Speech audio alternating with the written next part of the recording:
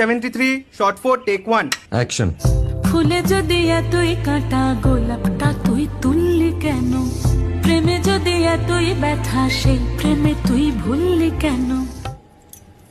কি গো ডাইরেক্টর সাহেব, আমি তো 60 বলে দিয়েছি, কাট তো আর বলতে পারি না। এবার তুমি কাটটা বলো। Got it. Excellent shot, excellent. Madam আপনার সাথে একজন দেখা করতে এসেছে। নমস্কার, নমস্কার। বসুন।